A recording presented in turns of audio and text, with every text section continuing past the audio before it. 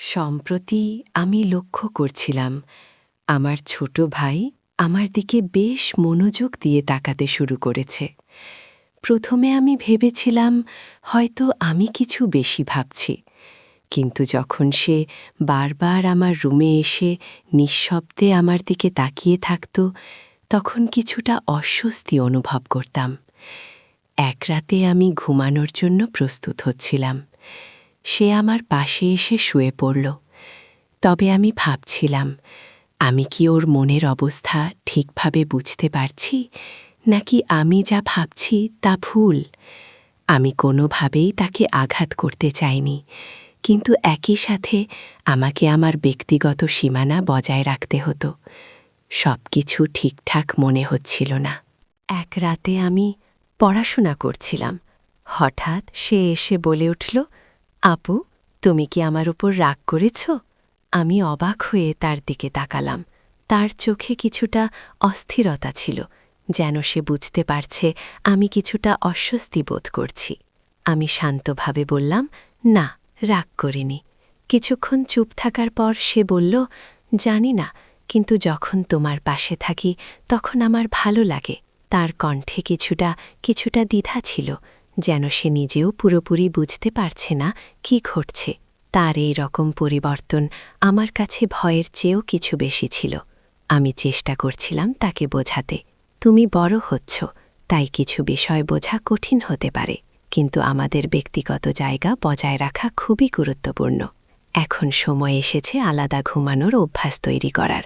কিন্তু সমস্যা হলো, সে শুধু রাতে নয়, দিনের বেলা তো সবসময় আমার পাশে থাকতে চাইত।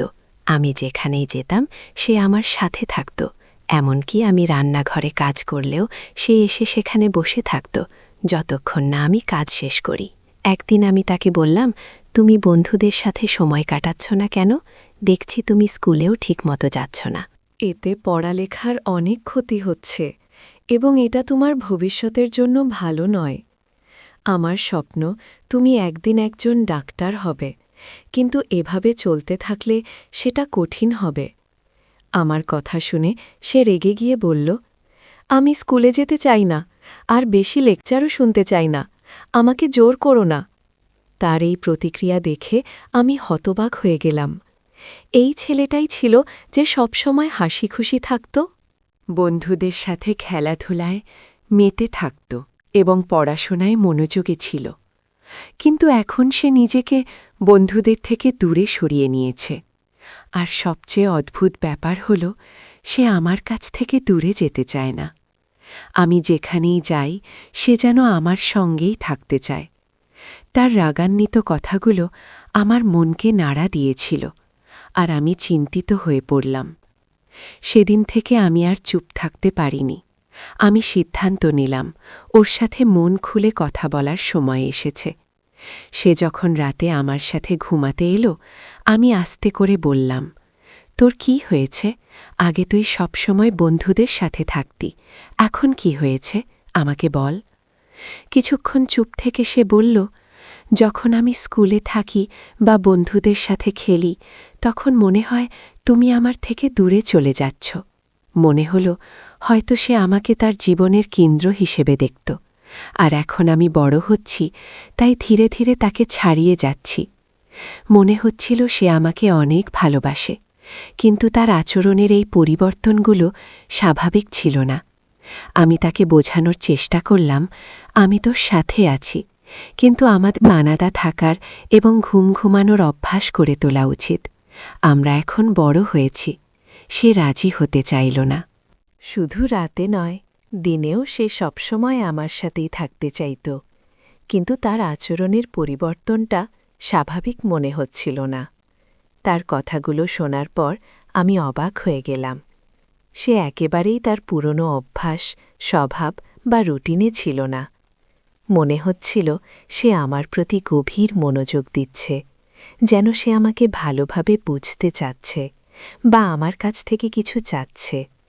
তার এই আচরণগুলো আমাকে অস্বস্তিতে ফেলতে শুরু করেছিল। একদিন যখন আমি ঘুমানোর প্রস্তুতি নিচ্ছিলাম, সে হঠাৎ আমার রুমে এসে বলল, দিদি, আমি তোমার সাথে ঘুমাতে চাই। প্রথমে আমি ব্যাপারটিকে স্বাভাবিকভাবে নিয়েছিলাম, কিন্তু ধীরে ধীরে তার আচরণ কিছুটা অদ্ভুত হতে শুরু করল। তার মুখে একটা অস্থিরতা দেখা যাচ্ছিল যা আমাকে ভাবিয়ে তুলল। আমি তাকে জিজ্ঞেস করলাম, তোর কি হয়েছে? সে কিছুটা অদ্ভুতভাবে বলল, দি, আমি ঠিক আছি। আজ আস্তাবলে গিয়েছিলাম, সেখানে ছাগলের দুধ পান করেছি, তাই হয়তো এরকম লাগছে। তার কথায় আমি কিছুটা অবাক হলেও সেটা একসময় মজা করে উড়িয়ে দিলাম। তাকে বুঝিয়ে বললাম, তুই একটু মজা করছিস, তাই না?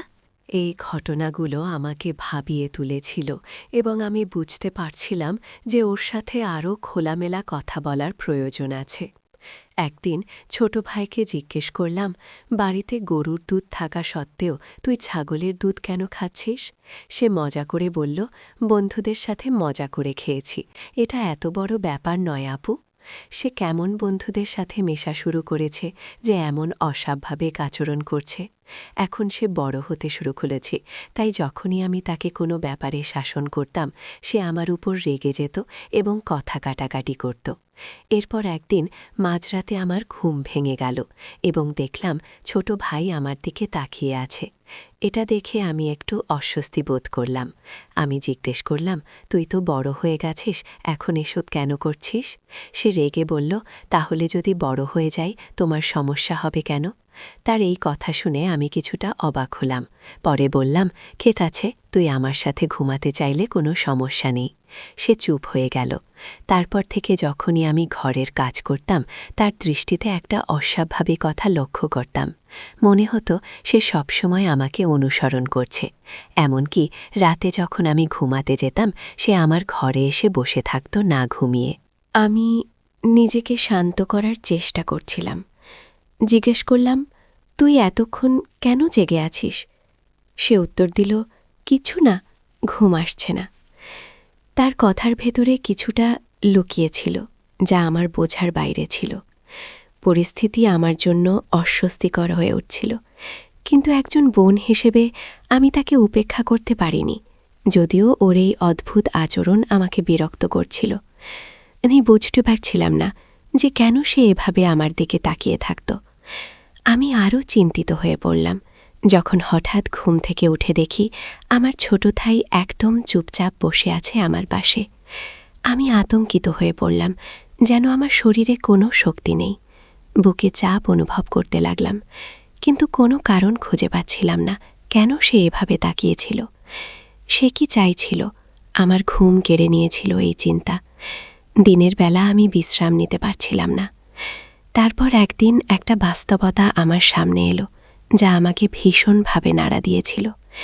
সেই সত্যটা আমাকে এতটাই বিপর্যস্ত করে তুলল যে মনে হলো আমার পৃথিবীটা ভেঙে যাচ্ছে। যে ঘটনাটি ঘটেছিল সেটা ছিল এতটাই অপ্রত্যাশিত যে আমি কখনো ভাবিনি এমন কিছু ঘটতে পারে। ঘটনাটি আমার মনকে এতটাই দুঃখে ভরিয়ে দিল যে মনে হলো সব কিছু শেষ হয়ে গেছে। সেই রাতে আমি অসুস্থ থাকায় তাড়াতাড়ি ঘুমিয়ে পড়েছিলাম। হঠাৎ অনুভব করলাম কেউ আমার বিছানায় বসে আছে।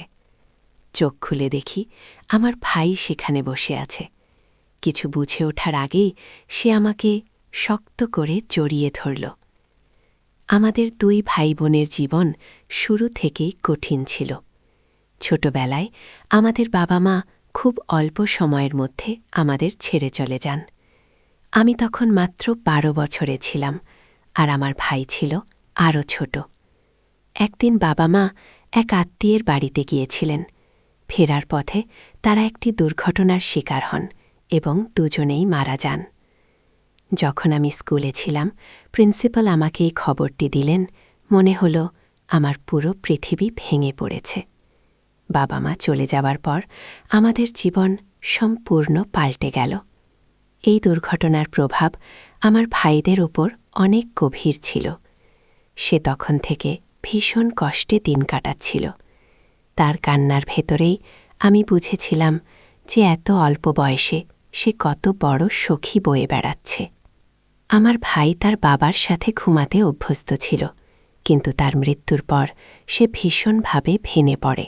আমার চাচা তাকে একজন ডাক্তারের কাছে নিয়ে যান এবং ডাক্তার তাকে ঘুমের ওষুধ দেন। ওষুধের কারণে সে বেশিরভাগ সময় ঘুমিয়ে থাকত। আমাদের বাড়িতে দুটি অংশ ছিল, একটি আমাদের আর একটি ছিল চাচার। চাচার 2 ছেলে ছিল, কিন্তু কোনো মেয়ে ছিল চাইল। আমি তাকে খুব স্নেহ করতাম।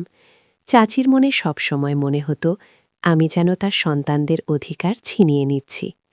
যদিও তার 2 ছেলেও আমাকে পছন্দ করত এবং আমাদের সম্পর্কের ব্যাপারে কখনোই আপত্তি করত না, তবুও চাচি আমাকে অপছন্দ করতে শুরু করেছিলেন, বিশেষ করে যখন তিনি মনে করতেন আমি তার প্রতি অন্যায় করছি। আমার মা একটি সমৃদ্ধ পরিবারের মেয়ে ছিলেন এবং চাচি তার কারণে সবসময় মানসিক চাপ অনুভব করতেন। আমার মা-বাবা সবসময় আমাদের পাশে থাকতেন। আমি যখনই তাদের বাড়িতে যেতাম, চাচি আমাকে অনুসরণ করতেন এবং বলতেন যে আমি আর ছোট নই, আমার এবং আমার ভাইয়ের যত্ন নেওয়া উচিত। তিনি সবসময় আমাকে মনে করিয়ে দিতেন যে বাড়ির দায়িত্ব এখন আমার কাঁধে।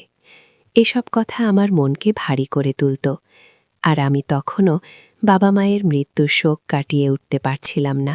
এই পরিস্থিতি আমাকে আরও দুর্বল করে তুলেছিল এবং আমার সমস্যাগুলো যেন আরও বেড়ে গিয়েছিল। আমি প্রতিদিন মা-বাবার কথা মনে করে কাঁদতাম।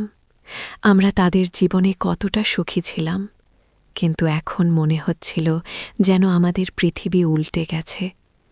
এত কম বয়সে আমাকে জীবনের কঠিন বাস্তবতার মুখোমুখি হতে হয়েছিল। চাচাও আমাদের জন্য খুব চিন্তিত ছিলেন, কারণ তিনি আমাদের দুজনকেই খুব ভালোবাসতেন, কিন্তু চাচির কারণে তিনি আমাদের তেমন সময় দিতে পারতেন না। চাচার নীরবতা এবং চাচির কড়া আচরণ আমাকে আরও অসহায় করছিল। একদিন রান্নাঘরে কাজ করার সময় চাচি আমাদের বললেন, এখন নিজেকে সামলাতে শেখো, কেউ তোমার জন্য কিছু করবে না।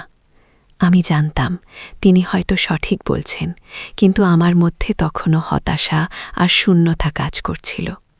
আমার ভাইও স্কুলে যাওয়া বন্ধ করে দিয়েছিল। তার আগের সরলতা হারিয়ে যাচ্ছিল, যা আমাকে আরও চিন্তিত করত। সে প্রায়ই আমাকে প্রশ্ন করত, আপু, মা বাবা কেন চলে গেল? প্রতিবারই এই প্রশ্নে আমি ভেঙে পড়তাম। আমি জানতাম না এর উত্তর কী। আমি নিজেও বুঝতে পারিনি কেন এত কম বয়সে আমাদের এভাবে একা ফেলে দেওয়া হয়েছিল। পরে যখন চাচি জানতে পারলেন আমাদের পরিবারের অবস্থা সম্পর্কে, তখন তিনি আমাকে খুব বকাঝকা করলেন এবং বললেন, চাচা যদি আমার কথা না শোনেন তাহলে কিছুই ঠিক হবে না। এরপর তিনি রাগ করে তার বাবার বাড়ি চলে যান। চাচার জন্য সেটা খুব কঠিন সময় ছিল, কারণ তিনি তার স্ত্রীকে খুব ভালোবাসতেন। মায়ের চলে যাওয়া আমাদের দুজনেরই মন খারাপের কারণ হয়ে দাঁড়ায়। শেষ পর্যন্ত চাচুর পরামর্শ অনুযায়ী আমরা পুরো বাড়ি ভাগাভাগি করে চাচাকে আরেকটা অংশ দিয়ে দিলাম। আমাদের ভাগের টাকা দিয়ে আমরা নতুন একটা বাড়ি কিনে সেখানে শিফট করলাম। তবে যাওয়ার আগে চাচা এমন কিছু করেছিলেন যা তিনিও জানতেন না, এবং সেটি সম্পন্ন করে তিনি অত্যন্ত খুশি হয়েছিলেন। চাচা মারা যাবার পর তিনি আমাদের জন্য এলাকায় একটি বাড়ি কিনে দেন। আমাদের আঙ্কেল প্রায় তিনিই আমাদের খোঁজ খবর নিতেন এবং সব ধরনের প্রয়োজন মেটানোর চেষ্টা করতেন। কিন্তু আন্টির মনোভাব ভিন্ন ছিল এবং তার স্ত্রীও আমাকে বাড়িতে রাখতে চাইতেন না। আমার ভাইকে আলাদা থাকতে হয়েছিল। আমি তখনই সিদ্ধান্ত নিই, ভাইয়ের দায়িত্ব আমি নিজেই নেব। আমি বাড়িতে থেকেই প্রাইভেট পড়াতে শুরু